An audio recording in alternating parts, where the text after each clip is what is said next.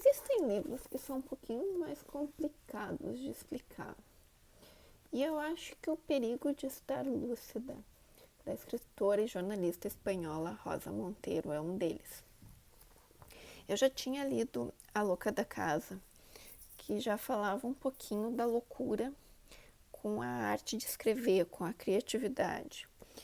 Em O Perigo de Estar Lúcida, a impressão que eu tive é que ela se aprofundou muito mais no assunto, pegando num aspecto que começa um pouquinho mais light, contando assim como é que é o funcionamento da mente, um pouco das diferenças assim de quem trabalha mais com a imaginação, com a arte de criar, de quem já não é tão focado nisso, a questão da solidão, até chegar realmente à instabilidade, né, mental, emocional.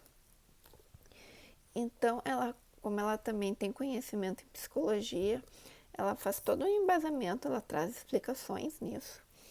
E aí ela conta algumas histórias dela, porque ela teve crises de pânico, então ela comenta como é que foi isso. E ela também traz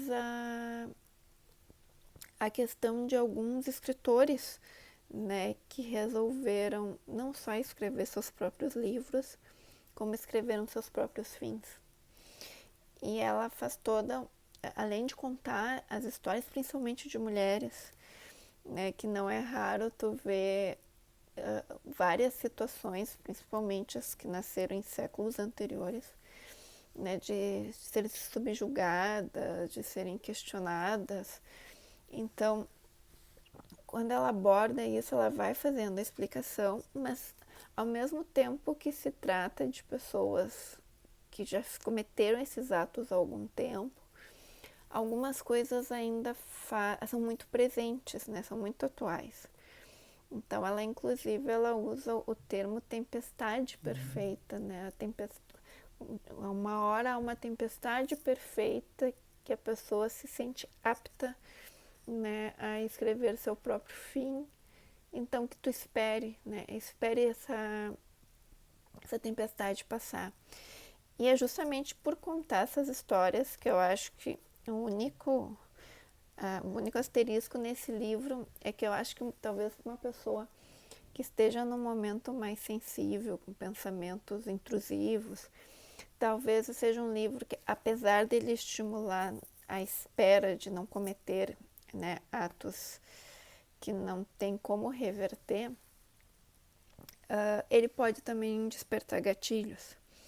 Então, mas por outro lado, eu acho que se tu convive com uma pessoa que tem depressão, que tem oscilações, ele também te mostra alguns sinais que não existe um surto enlouquecedor antes de um ato. Isso eu achei bem interessante, e a forma como ela escreve, porque ela escreve sem preconceito, um assunto que ainda é muito tabu. Então, tudo isso torna assim, a leitura bem interessante.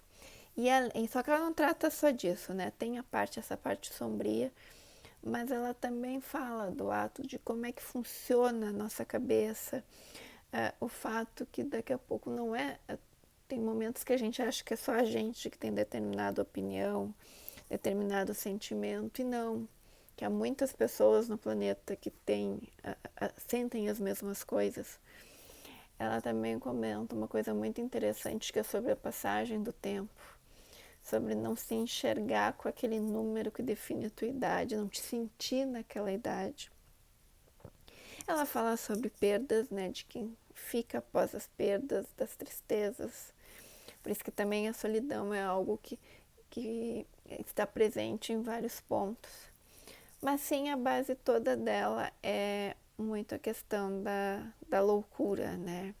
A loucura, a alucinação, o que faz essa imaginação viajar, escrever.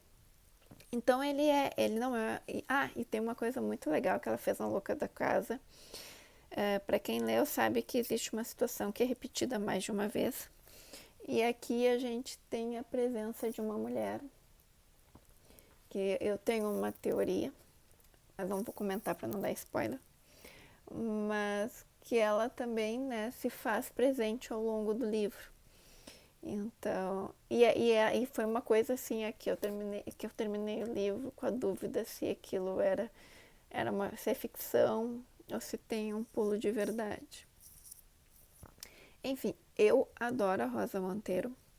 É um livro diferente de ler. Eu acabei intercalando com outra leitura, porque a um dado momento, ainda no início, ele me deu uma certa canseira, porque eu comecei a achar muito parecido com a Louca da Casa. Mas aí quando eu dei esse intervalo e voltei, a leitura deslanchou e me ganhou.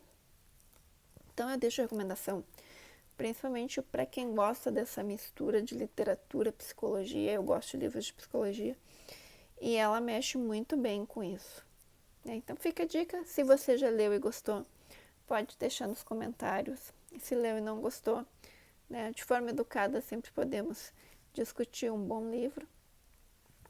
E para quem ainda não leu e curte esses assuntos relacionados à nossa mente, em meio a esse mundo meio maluco que a gente está vivendo, né, e enlouquece até quem não é escritor, fica a dica: o perigo de estar lúcida.